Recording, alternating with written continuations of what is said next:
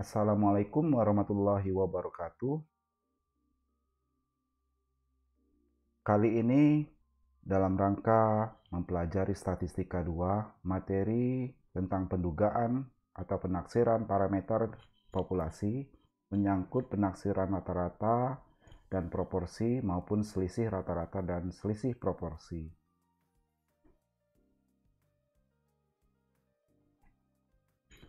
Adapun yang akan kita bahas, kita pelajari mengenai pengertian pendugaan itu sendiri atau penaksiran, kemudian penaksiran rata-rata dan proporsi, penaksiran selisih rata-rata, dan penaksiran selisih proporsi.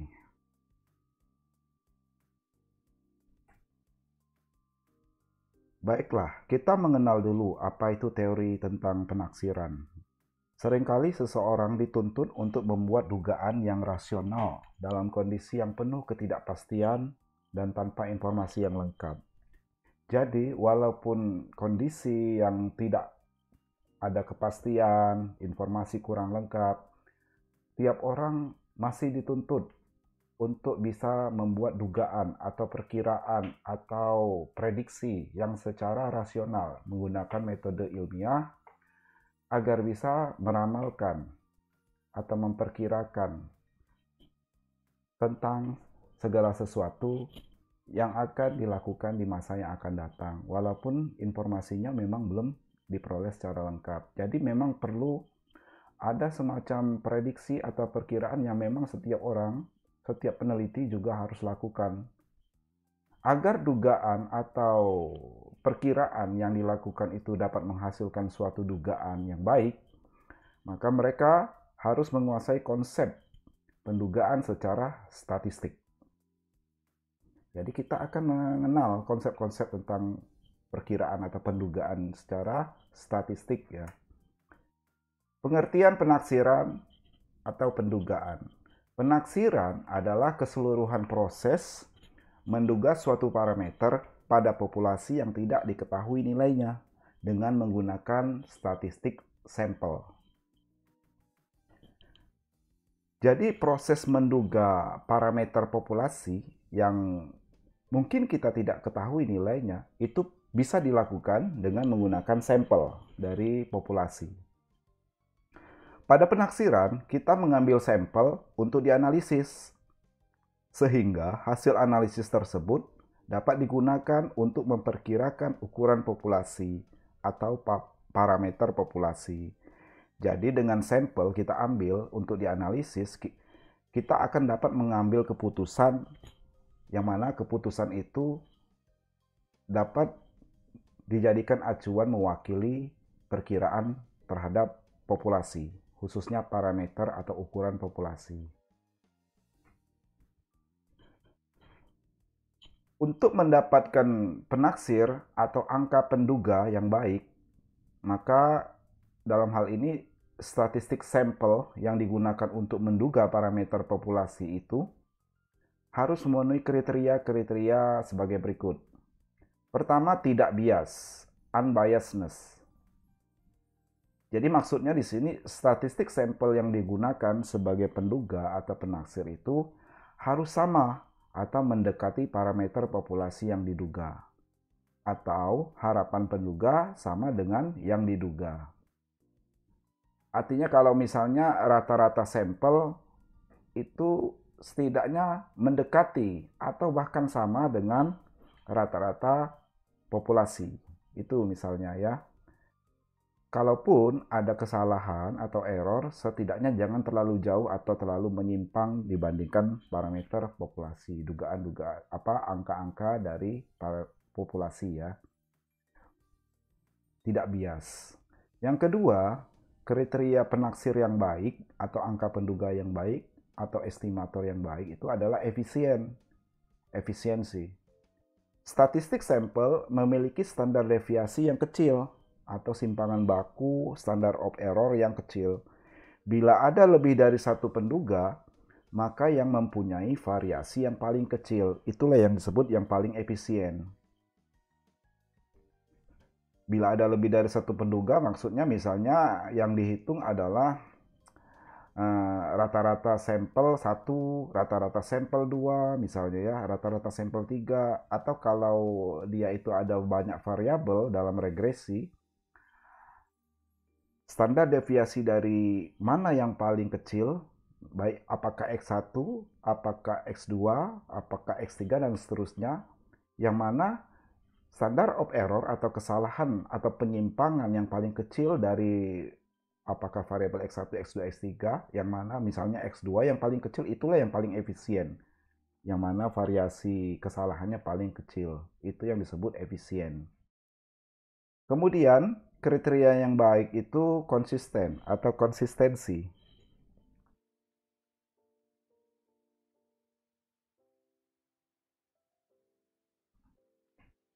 Ya, sekali lagi tidak bias, efisien, kemudian konsistensi. Konsistensi maksudnya jika ukuran sampelnya ditambah atau meningkat, maka statistik sampel akan semakin mendekati parameter populasinya. Jadi semakin banyak sampel, semakin banyak N yang digunakan, akan semakin mendekati populasi parameternya. Biasanya akan semakin kecil tingkat variasi kesalahannya ya. Sebaliknya jika sampel semakin dikit, maka akan semakin besar variasi kesalahan. Kemungkinan variasi kesalahannya akan semakin besar. Yang keempat, kriteria daripada penaksir yang baik itu adalah kecukupan atau sufisiensi. Artinya, suatu taksiran dikatakan memiliki kecukupan jika taksiran tersebut dapat memberikan informasi yang cukup mengenai sifat populasinya. Jadi, angka penduga dari sampel yang kita teliti atau kita analisis itu memberikan informasi atau mewakili daripada informasi dari populasi yang diteliti. Ini adalah tentang konsep ya, kriteria penaksir yang baik seperti itu. Intinya kita dalam mengambil sampel itu setidaknya nanti hasilnya itu kita akan gunakan sebagai kesimpulan atau generalisasi dari populasi yang diteliti.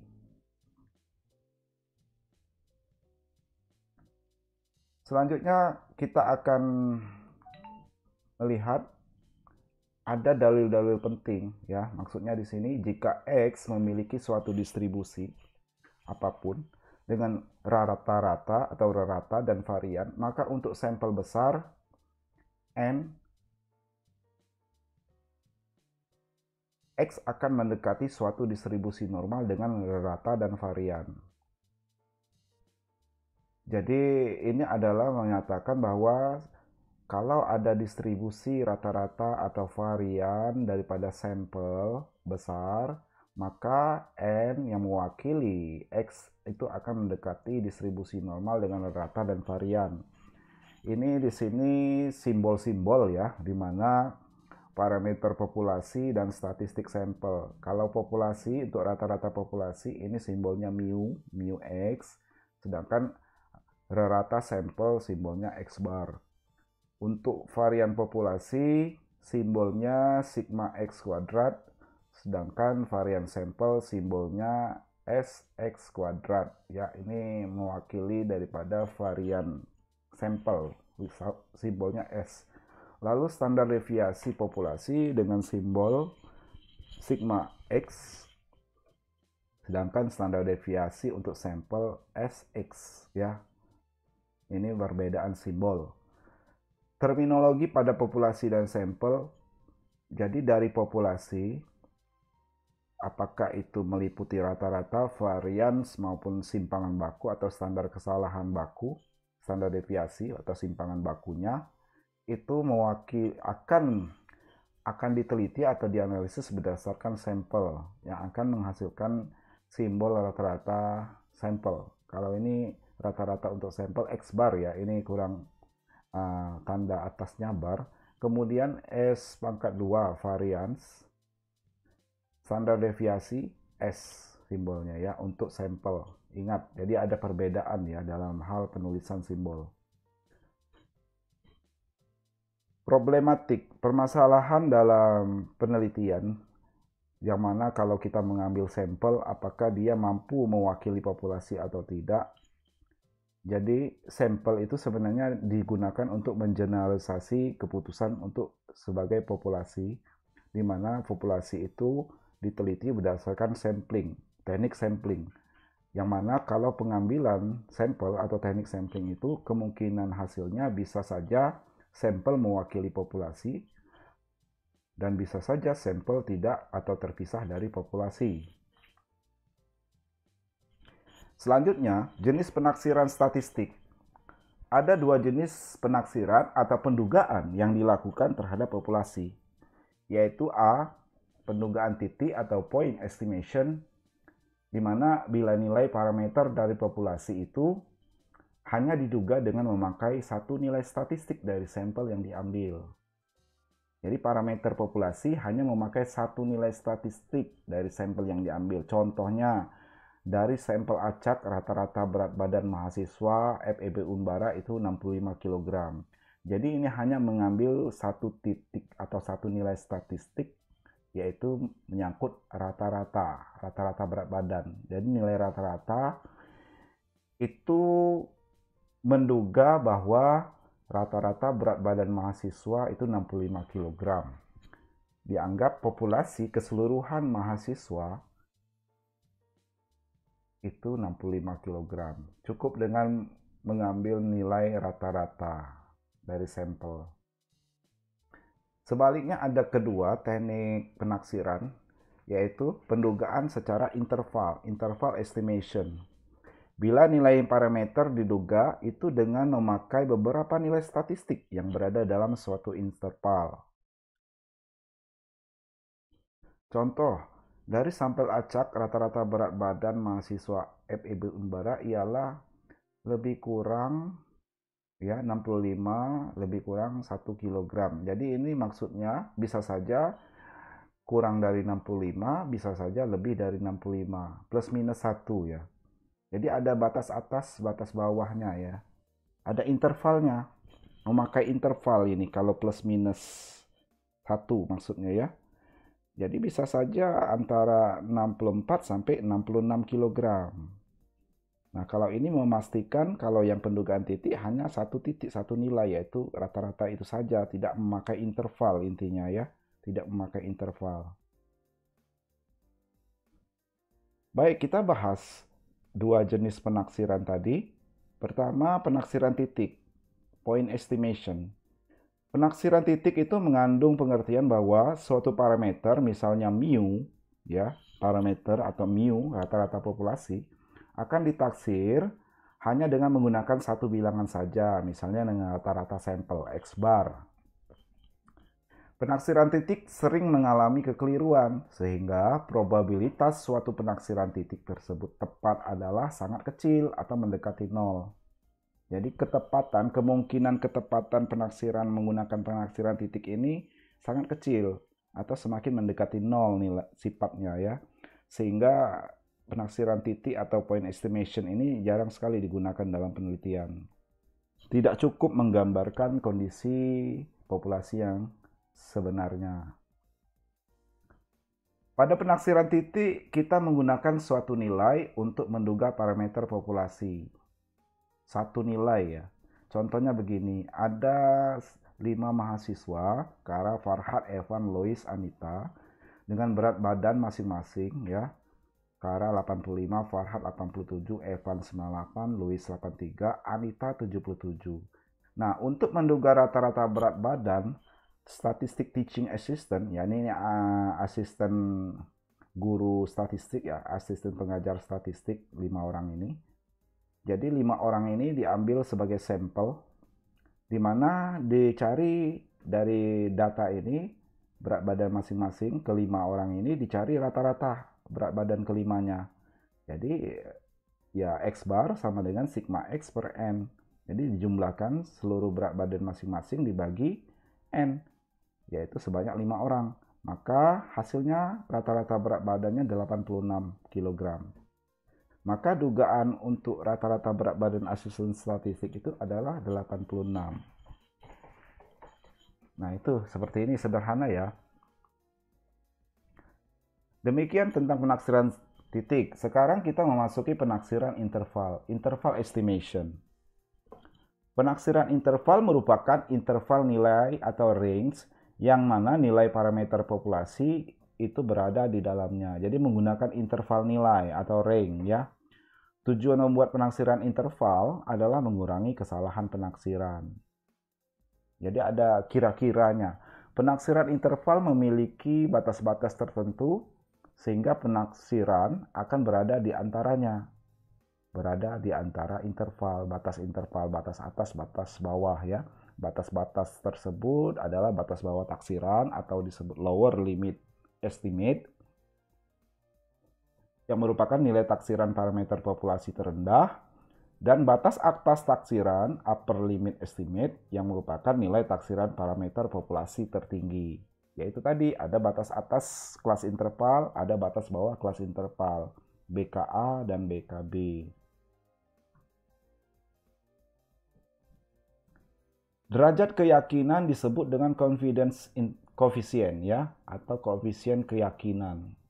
Nah, bicara besarnya derajat keyakinan itu formulanya 1 dikurangi alfa atau taraf signifikansi, di mana alfa ya tingkat kesalahan duga atau taraf signifikansi penelitian.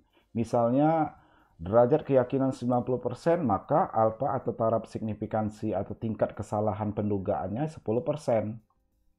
Jadi ingat, alfa itu taraf signifikan atau di sini disebut tingkat kesalahan pendugaan ya, error,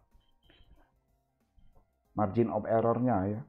Kemudian derajat keyakinan 95%, maka tentu saja alfanya 5%, tingkat kesalahan duganya 5%. Sedangkan batas-batasnya dinamakan confidence interval, interval keyakinan, batas keyakinan.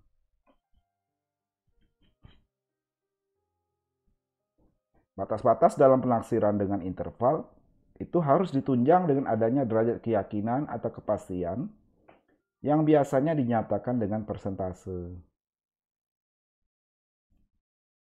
Jadi ada derajat keyakinan. Jadi kalau kita yakin penelitian kita 95%, tentu saja kita menetapkan alfa atau tingkat kesalahan duganya 5%, yang di luar tingkat kepercayaan ya.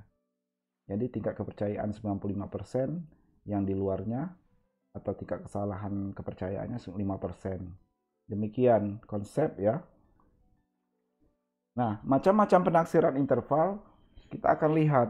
Pertama, tentang penaksiran rata-rata. Karena fokusnya kita ke penaksiran interval ya. Nah, yang pertama jenis penaksiran interval yang kita bahas penaksiran rata-rata. Untuk penaksiran rata-rata ini ada 3 rumus pendugaan interval rata-rata dari populasi, ya mu. Ada 3 formula, di mana di sini nilai mu atau nilai rata-rata dari populasi itu berada di antara sisi kiri dan sisi kanan ya daripada nilai distribusi normalnya. Jadi x bar nilai mu itu berada di antara x bar min z alpha per 2 dikali sigma per akar n dan x bar plus z alpha per 2 dikali sigma per akar n, di mana nilai z alpha per 2 itu sama dengan 1 min alpha dibagi 2. Rumus ini berlaku untuk sampel besar, yaitu di mana n-nya lebih besar dari 30. Dari populasi yang tak terbatas, infinite population, atau dari populasi terbatas, finite population. Namun, n per n-nya kurang dari atau sama dengan 0,05. Ya. Kemudian rumus kedua, di mana nilai ini, nilai rata-rata populasi ini diduga berdasarkan sampel yang besar, yaitu di mana n-nya lebih dari 30 dengan menambahkan faktor koreksi akar dari n populasi dikurangi n sampel dibagi n populasi kurang 1 di kedua sisinya, baik sisi kiri maupun sisi kanan, jika sampelnya dari populasi terbatas, dengan mana n per n sampel dibagi n populasi itu lebih besar dari 0,05. Jadi ini ada kriterianya ya, pemakaian rumus. Perhatikan n per n-nya ya. Kemudian yang ketiga, rumus penaksiran rata-rata Itu untuk sampel yang kecil, di mana N-nya kurang dari 30. Maka Z-nya diganti T, Z alfa per 2 diganti T alfa per 2 ya. Pakai nilai distribusi T dia, bukan lagi distribusi Z kalau dia berbentuk sampel kecil, di mana N-nya kurang dari 30. Dan N sampel dibagi N populasi nilainya lebih dari 0,05. Di mana nilai dari formula ini perkiraan rata-rata populasi itu berada dari sisi kiri dan sisi kanan, memperhatikan nilai T distribusinya, yaitu T alfa bagi 2, dua sisi ya, sisi kiri, sisi kanan, makanya ini dibagi 2, sama dengan alfa dibagi 2, dan DF atau degree of freedom, derajat kebebasannya dengan formula N-1. Ya, ini ada contoh sampel. Jadi dari 3 rumus yang digunakan untuk penaksiran rata-rata, estimation of average ini ada contoh soal. Sebanyak 400 perusahaan swasta asing di Indonesia, ada sebanyak 400 perusahaan swasta asing di Indonesia. Dan seorang researcher atau peneliti menyatakan bahwa dari 80 perusahaan swasta asing di Indonesia yang ia teliti, nah ini sampelnya ya. Tadi populasinya keseluruhannya ada 400 perusahaan swasta asing. Dan sampel yang diambil oleh peneliti adalah meneliti 80 perusahaan swasta asing. Modal perusahaan swasta asing yang berasal dari penjualan saham di bursa itu 900 juta rupiah. Modal perusahaan yang dijual dari penjualan saham. Kemudian standar deviasi atau simpangan baku, standar kesalahan bakunya modal dari penjualan dari modal yang berasal dari penjualan saham itu 20 juta rupiah. Dengan tingkat signifikansi 5% atau alfa 5%, berapakah taksiran rata-rata modal perusahaan swasta asing dari penjualan saham di bursa? Nah ini ya pertanyaan, contoh kasus pertanyaannya. Yang mana akan kita gunakan dari 3 rumus mencari penaksiran rata-rata, maka kita perhatikan dulu. Sampelnya berapa di sini? Ada 80 perusahaan. Berarti gunakan sampel untuk yang N-nya lebih dari 30 ya.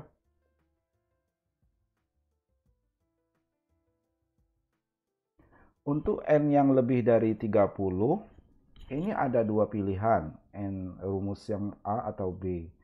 Tetapi kita untuk kepastiannya, kita cari apakah dia N sampel per N-nya lebih kecil dari 0,05 atau N sampel per N populasinya lebih besar dari 0,05. Ya, dari 2 rumus A dan B. Nah, kita uraikan dulu. Diketahui populasi N kapital itu 400 dan sampelnya N kecil itu 80. Dan nilai rata-rata sampelnya ya, modal berasal dari penjualan saham itu X barnya 900, simpangan baku 20 ya, simpangan bakunya atau S ya karena dia sampel. Sedangkan N per N sampel dibagi N populasi itu 80 per 400 dan hasilnya 0,2. Artinya di sini nilai N sampel per N populasi itu 0,2 ini lebih besar dibandingkan 0,05. Berarti kita menggunakan rumus di mana kalau N sampel per N populasi lebih besar dari 0,05, artinya menggunakan rumus yang B ini ya. Dengan menambahkan faktor koreksi ini yang ada tanda akar N populasi min N sampel per N populasi min 1 ini ya, yang ini ya, sisi kiri sisi kanannya ditambahkan faktor koreksi. Jadi menggunakan rumus B.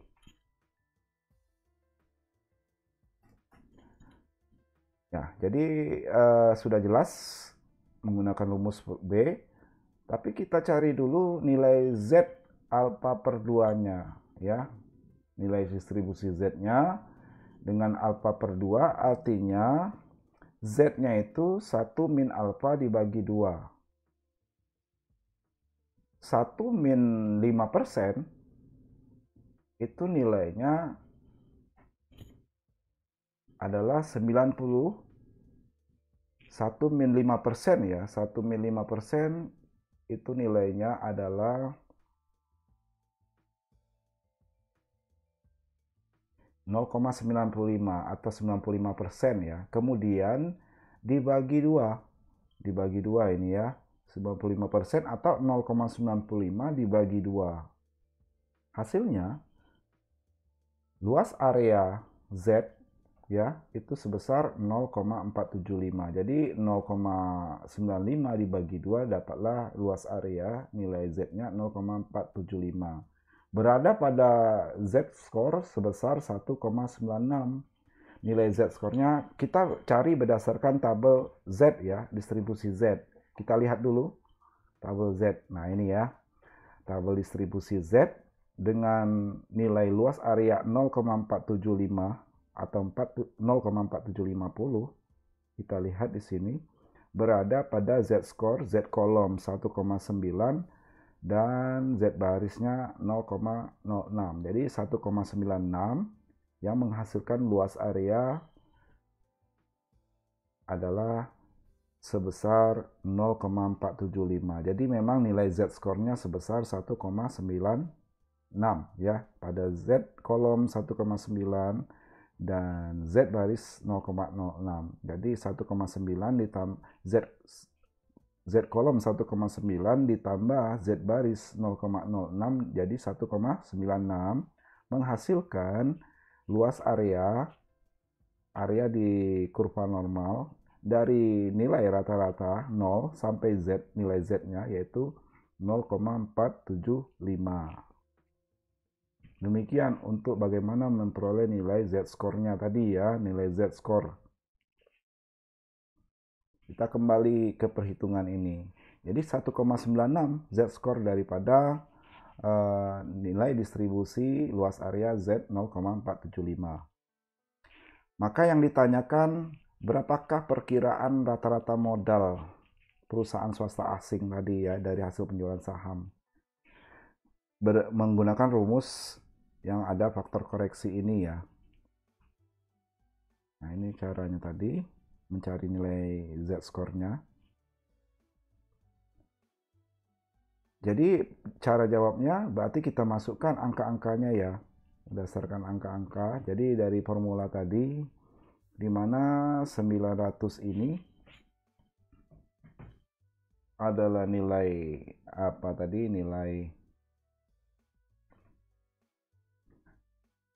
berdasarkan nilai awalnya adalah nilai rata-rata ya, penjualan modal apa, rata-rata modal dari penjualan saham.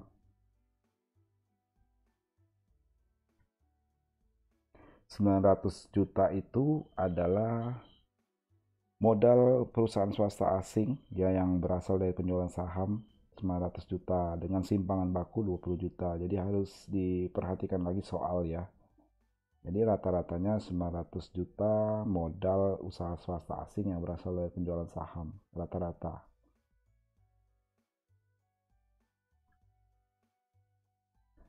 Dikurangi nilai Z-score 1,96, terus dikalikan daripada nilai standar deviasi, sigmanya 20, dibagi akar dari N atau sampel yaitu 80 dikalikan faktor koreksi yaitu akar dari populasi, N populasi 400 dikurangi N sampel 80 dibagi N populasi 400 dikurang 1. Dan juga di sisi kanannya juga dimasukkan angkanya, hanya yang membedakan adalah nilai-nilainya ya. Ini sebenarnya ini tanda plus ya, ini harusnya tanda plus. Maksud saya ini ada kekeliruan dalam menuliskan. Mungkin Bapak nggak pakai sistem ini ya. Kita langsung saja dari slide-nya aja kita lihat. Ini harusnya tanda plus ya. Nah ini hasilnya. Jadi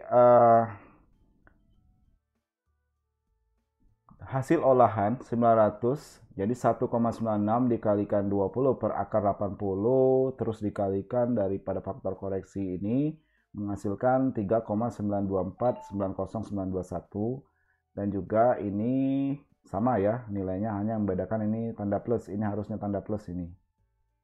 Baik, hasilnya berarti setelah di hitung 900 dikurang 3,9249091, terus di sisi kanan 900 plus 3,9249091, ini interval ya.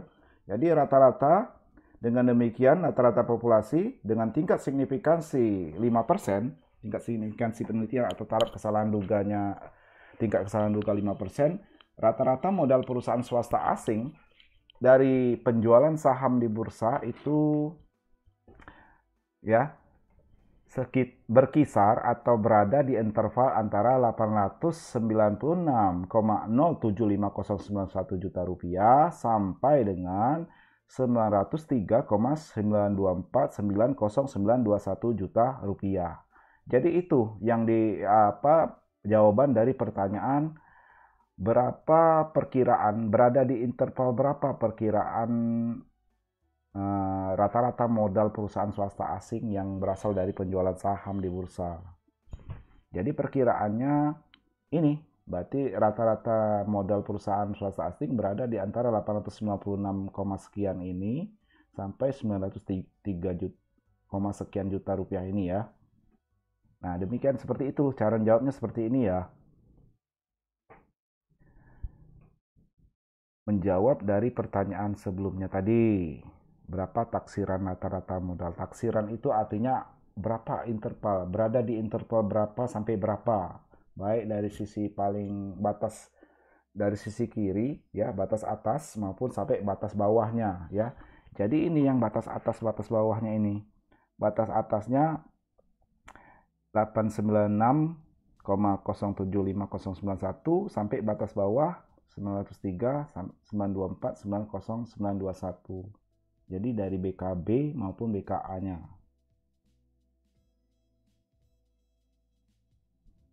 Ya, maksud ini saya ulangi, batas bawah 896,075091. Batas bawah itu ditandai dengan area minus ya, area sisi kiri, dan batas atasnya area sisi kanan ya, yang area positif.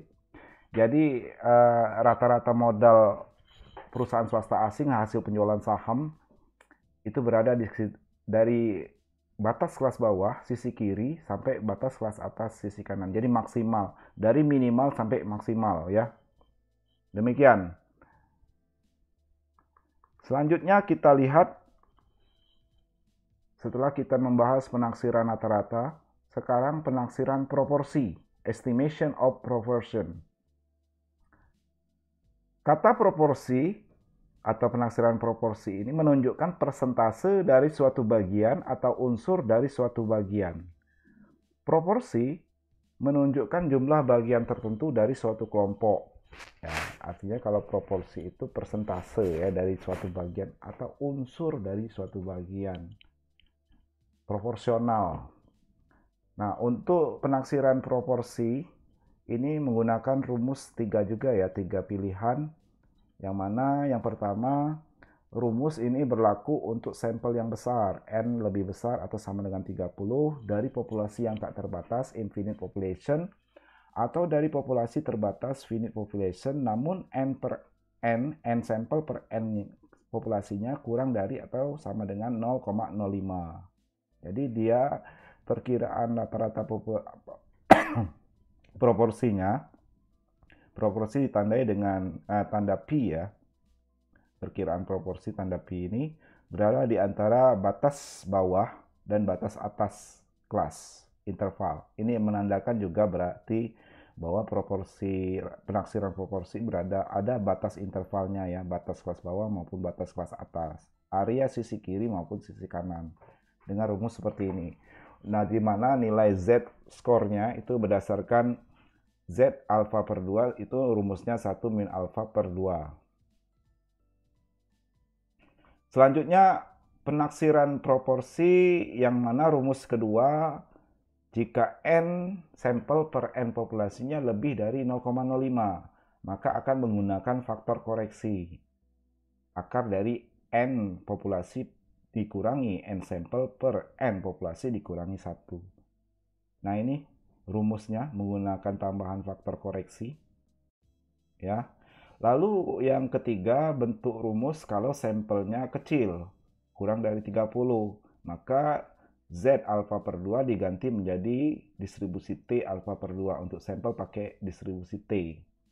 Ya, untuk mencari nilai distribusi T, T alfa per 2 itu sama dengan alfa per 2 df atau degree of freedom-nya atau derajat kebebasan n-1. Menghitung nilai T hitungnya berapa.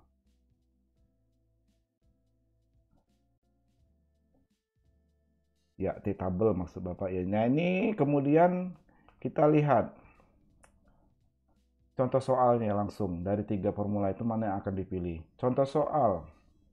Survei terhadap 22 calon mahasiswa menunjukkan bahwa 70% akan memilih fakultas ekonomi. Jadi ada camaba, itu diperkirakan 70% ya, ada survei sudah menunjukkan bahwa 70% memilih fakultas ekonomi.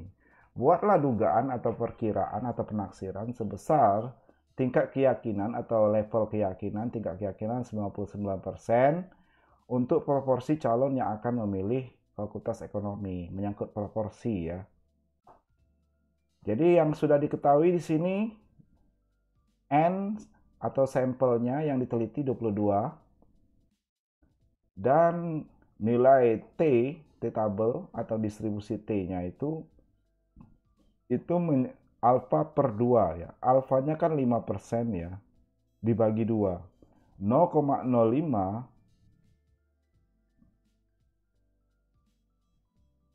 dibagi 2, maka akan menghasilkan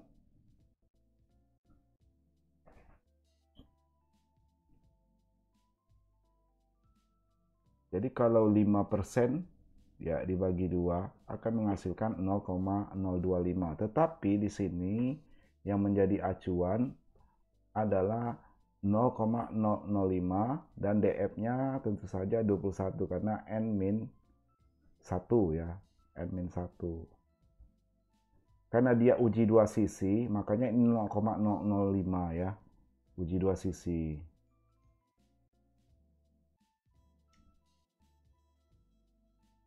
Selanjutnya, jadi sekali lagi kalau kita bicara taraf signifikansi penelitian ya di sini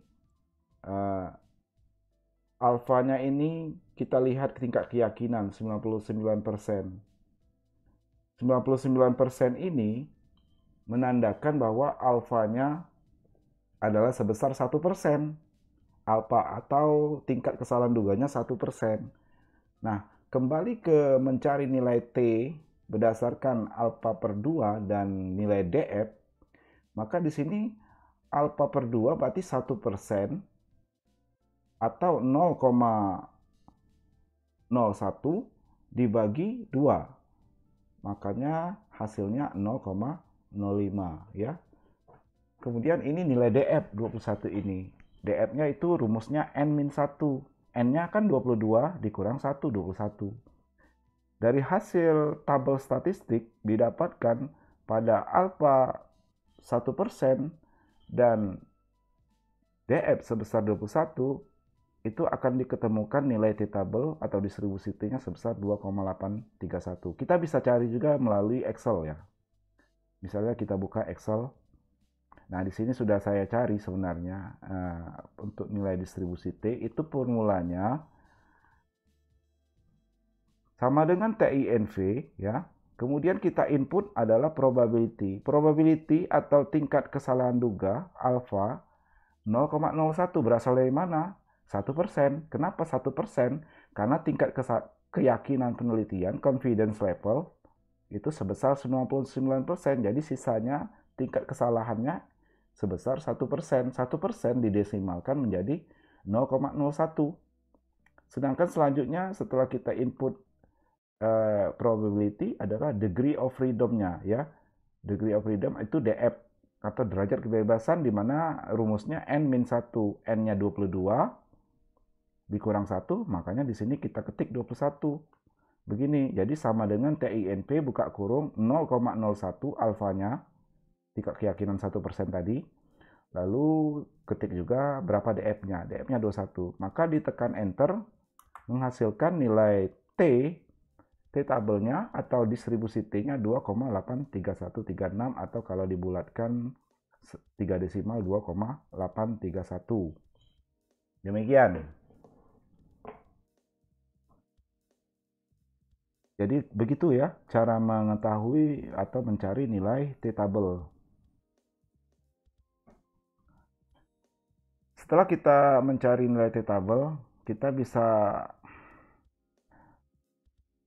Nah, kalau yang X per N ini 0,7 adalah perkiraan proporsi ya. Proporsi, rata-rata proporsinya kan memang menunjukkan 70% memilih fakultas. Jadi 70% bila didesimalkan menjadi 0,7. Itu diketahui data-datanya ini. Jadi menggunakan rumus kalau X per N atau N, kalau kita lihat dari rumus yang sebelumnya, itu untuk mendapatkan rumus yang mana, itu lihat N-nya kurang dari atau lebih dari. Ya. Kalau N kurang dari 30, maka kita kan rumus T. Maka memang digunakan rumus, karena N-nya 22 kurang dari 30, kita gunakan rumus yang menggunakan distribusi T, di mana tidak menggunakan distribusi Z ya. Ini. Nah, makanya yang ditanya berapa proporsi ya calon yang memilih fakultas ekonomi, calon maba, calon mahasiswa yang akan memilih fakultas ekonomi itu berada di interval sisi kiri dan sisi kanan, baik batas kelas bawah maupun batas kelas atas. Jadi dari hasil olahan diketahui, ya kalian bisa langsung masukkan berapa angka-angkanya, maka akan didapat dengan tingkat keyakinan 99% ini maksudnya ya. Berapa peluangnya atau rata-rata perkiraan batas interval perkiraan dari proporsi calon yang memilih fakultas ekonomi dengan tingkat keyakinan 99% atau 0,99. Maka dimasukkan ke rumus angka-angka yang sudah kita punyai atau kita dapatkan berdasarkan data. Ini adalah 0,7 proporsi tadi, X per N-nya dikurangi 2,831 nilai distribusi T-nya tadi, dikalikan faktor koreksi, ya akar dari 0,7 yaitu nilai daripada proporsi, dikalikan 0,3. Ya, kalau nilai 0,3 kita mengetahuinya dari 1 dikurangi X per N ya. Jadi maksudnya 1 dikurangi 0,7. Makanya dapatlah nilai 0,3 ini ya. Dibagi N sampel 22. Begitu juga di sisi kanan area plus, area positif. Ya, tinggal dimasukkan angka sehingga diperoleh hasilnya bahwa proporsi, jadi dengan tingkat keyakinan 1%, tingkat signifikansi atau taraf kesalahan duga 1%, tingkat keyakinan 99% ya, tingkat keyakinan penelitian. Proporsi calon mahasiswa yang akan memilih fakultas ekonomi itu berkisar antara 42,34% sampai dengan 97,66% ya kalau kita bulatkan. Jadi bisa plus minus ya. Bisa di antara 42,34% sampai dengan 97,66%. Jadi batas kelas bawahnya 42,34 dan batas kelas atasnya 97,66%. Seperti itu. Demikian cara mencari nilai penaksiran proporsi. Selanjutnya kita langsung memasuki penaksiran selisih rata-rata. Jadi penaksiran rata-rata sudah tadi kita bahas, kemudian penaksiran proporsi sudah kita bahas, sekarang kita membahas selisihnya. Mulai dari penaksiran selisih rata-rata. Apabila kita hendak menaksir perbedaan rata-rata, ya, kalau menaksir perbedaan rata-rata berarti selisih rata-rata. Misalnya rata-rata dari sampel 1 dikurangi rata-rata sampel 2 pada populasi 1 dengan selisih rata-rata populasi 2 ya. Jadi selisih populasi mu 1 dikurangi mu 2. Selisih itu artinya perbedaan itu selisih ya, different. Jadi pada dua populasi, misalnya populasi 1, rata-rata populasi 1 mu 1 dikurangi rata-rata populasi 2 mu 2. Maka kita bisa menaksir rata-rata populasi itu dengan menggunakan statistik sampel.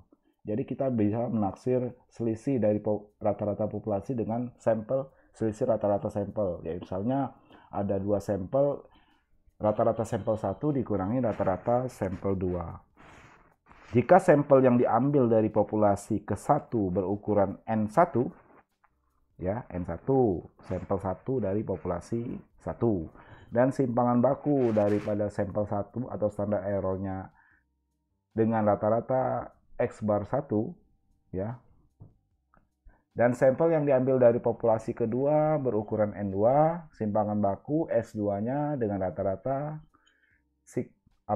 X bar 2, maka nilai taksiran selisih rata-rata populasi mu1 min mu2 itu adalah sama dengan nilai selisih dari rata-rata sampel 1 X bar 1 dikurangi rata-rata sampel 2 X bar 2 ini.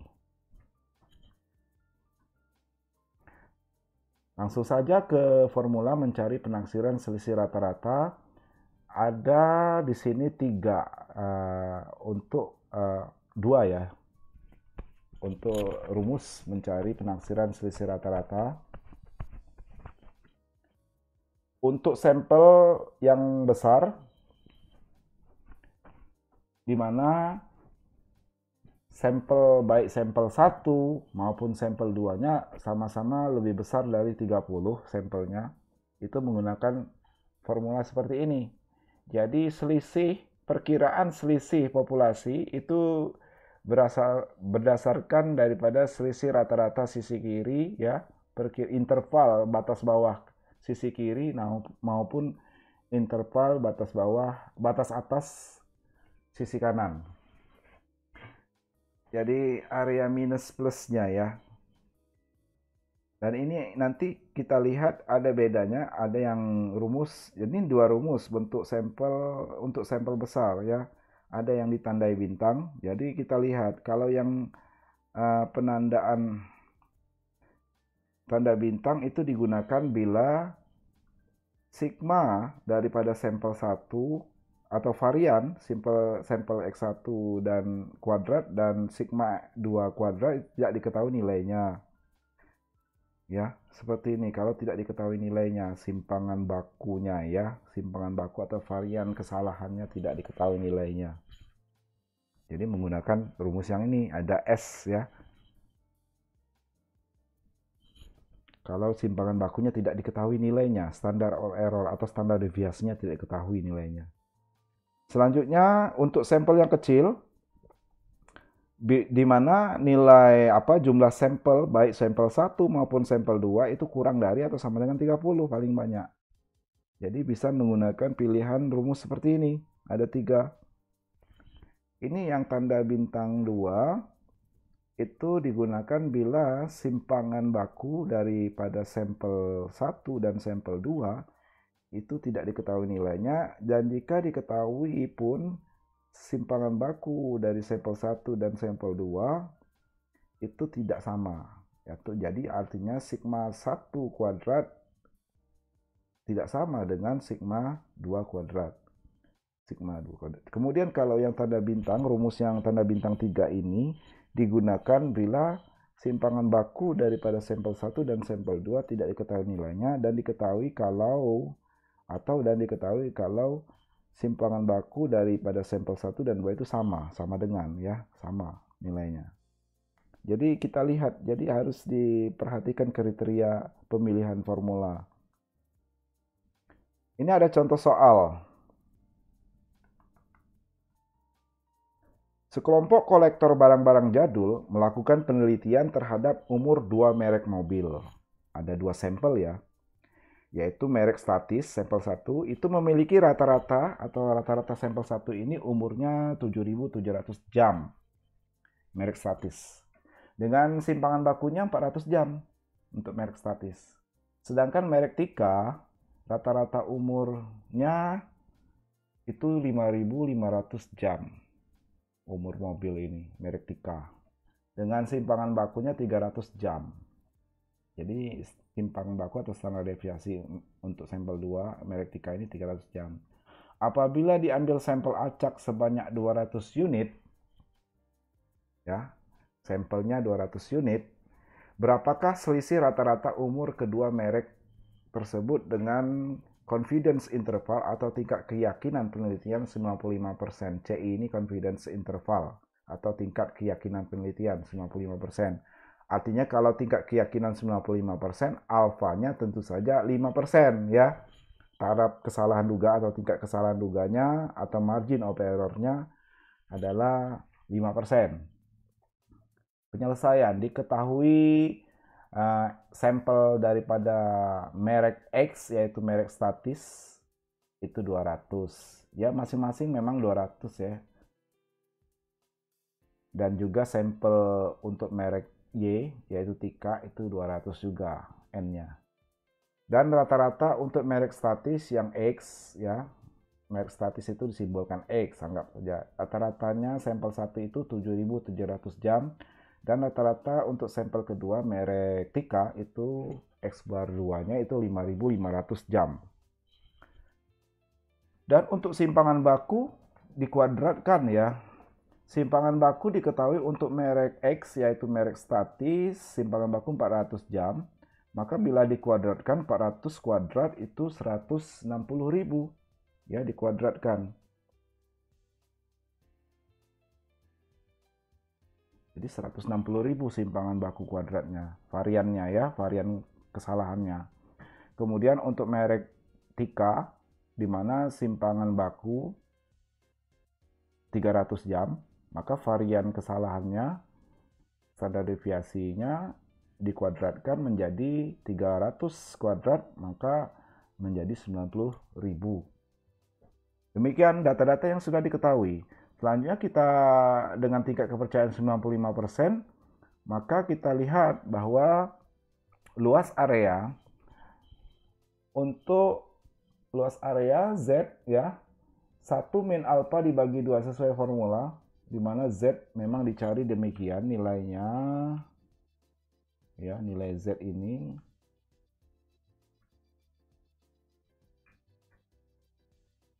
dicari dengan menggunakan formula sebelumnya 1 min alpha dibagi 2 ya. Jadi 1 dikurangi 95% atau 0,95 dibagi 2 didapat 0,475. Ini sama seperti contoh kasus sebelumnya ya, pada penaksiran rata-rata. Untuk luas area Z 0,475, pada saat kita melihat tabel Z akan menghasilkan Z score sebesar 1,96, di mana pada Z kolom 1,96 dan ditambah Z baris 0,0, Z kolom 1,9 ditambah Z baris 0,06, jadi 1,96. Ya, kita sudah perhatikan tadi ya pada Z tabel 0,475 itu berasal dari Z kolom 1,9 ditambah Z baris 0,06, 1,96 dengan luas area yang ini. Jadi perhatikan dulu luas area yang 0,475 berasal dari Z kolom, pada Z kolom 1,9 ditambah Z barisnya 0,06. Nah, itu posisi Z skornya yaitu 1,96.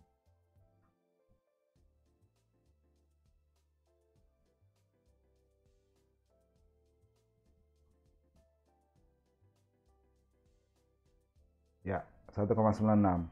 Maka selisih rata-ratanya kita menggunakan untuk sampel di sini yang 200 ya. Sampel 200 menggunakan rumus seperti ini. Di mana selisih rata-rata dari kedua sampel itu kita hitung berdasarkan formula yang mana simpangan baku itu diperhatikan ya. Yang N kita perhatikan, kalau N-nya lebih dari 30 baik N1 dan N2-nya, tadi kan 200 N-nya, berarti kita menggunakan rumus yang ini. Dan tanda bintang, yang tanda bintang kalau misalnya simpangan baku tidak diketahui nilainya. Maka kita tadi kan sudah mendapatkan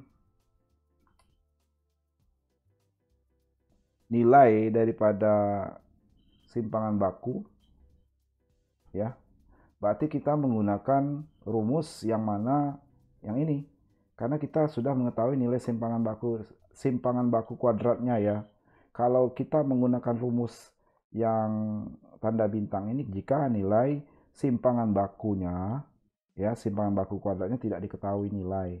Jadi kan sehubungan kita sudah cari dan sudah diketahui nilainya, maka kita menggunakan rumus yang ini, yang atas ini, yang bukan ada tanda bintang. Makanya di sini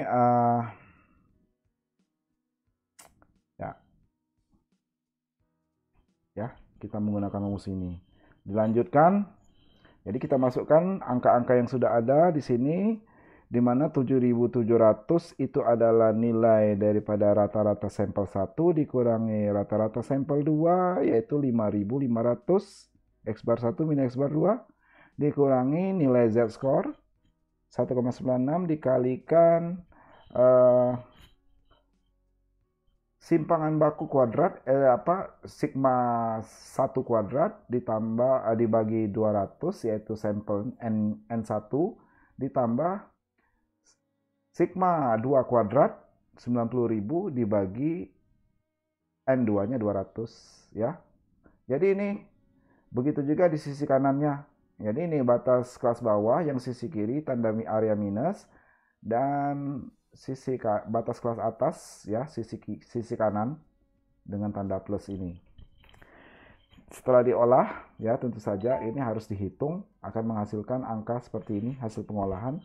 Berarti selisih rata-rata umur kedua merek barang tersebut, ini menandakan selisih rata-ratanya.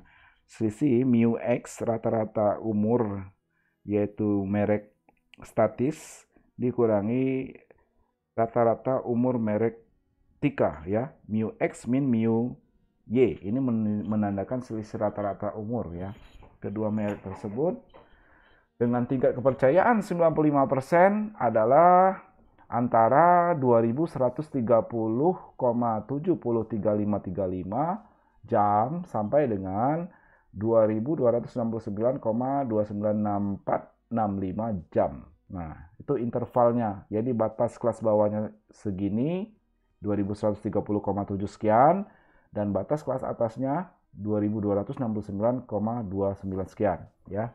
Demikian. Jadi harus agak ini ya, memang agak harus belajar dan dengan sabar untuk meneliti ya dalam pemilihan atau pengoperasian ya untuk perkiraan interval selisih rata-rata ini. Selanjutnya yang terakhir topiknya mengenai penaksiran selisih proporsi. Hal yang sama untuk taksiran selisih proporsi. Jadi lambangnya kalau proporsi itu pi ya. Pi1 min pi2. Jika sampel yang diambil dari populasi ke-1 berukuran N1 dan terdapat X1 kejadian dari N1 sampel atau percobaan dan sampel yang diambil dari populasi kedua berukuran N2 dan terdapat X2 kejadian dari N2 sampel atau percobaan, maka titik taksiran selisih proporsi populasi itu P1 min P2 adalah proporsi sampel 1 ya, rata-rata proporsi sampel 1 dikurangi rata-rata proporsi sampel 2, di mana rata-rata proporsi sampel 1 sama dengan X1 per N1 dan proporsi sampel 2 itu sama dengan X2 per N2. Ini ada rumusnya untuk sampel besar di mana N1 lebih dari 30 dan juga sampel 2 N2 itu lebih dari 30 menggunakan formula seperti ini. Ya, perhatikan ada tanda bintang dan ada tanda bintang 2-nya. Untuk sampel kecil ini yang digunakan rumusnya ya. Jadi ada pilihan ya. Kalau dia tanda bintang jika nilai sigma variasinya itu proporsinya itu tidak diketahui. Yang diketahui nilainya. Kemudian yang tanda bintang 2 tidak diketahui. Jadi catatan bila X1, X2, N1 dan N2 masing-masing menyatakan bilangan bulat positif, persoalan penaksiran itu dapat diselesaikan atau dipecahkan menggunakan rumus tanda bintang 2 ini.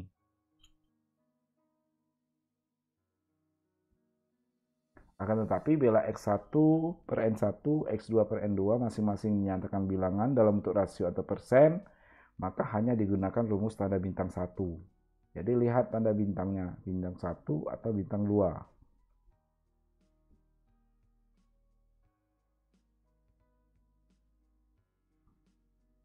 Kita akan langsung lihat contoh kasus ya.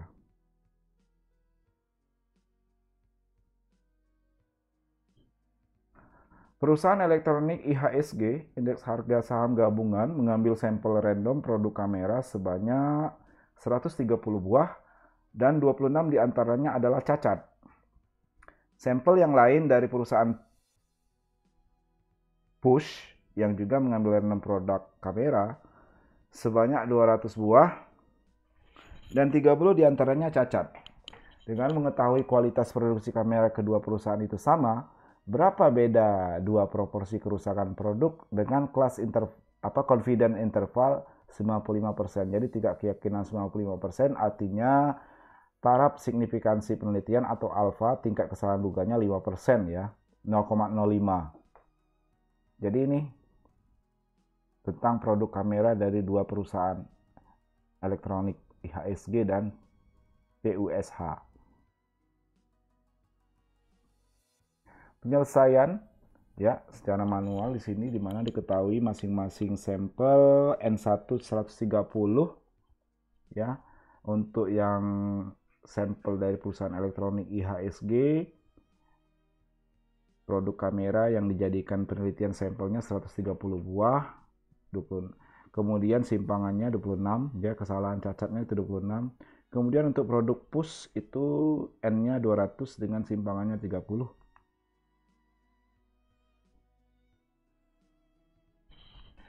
Nah, diketahui X1 26, X2 30, confidence interval atau tingkat keyakinan 95% dan nilai Z alfa per 2-nya karena tadi tingkat keyakinan 95%, maka dia menggunakan Z score-nya sebesar 1,96 ya. Di sini ya, 1,96 Z score.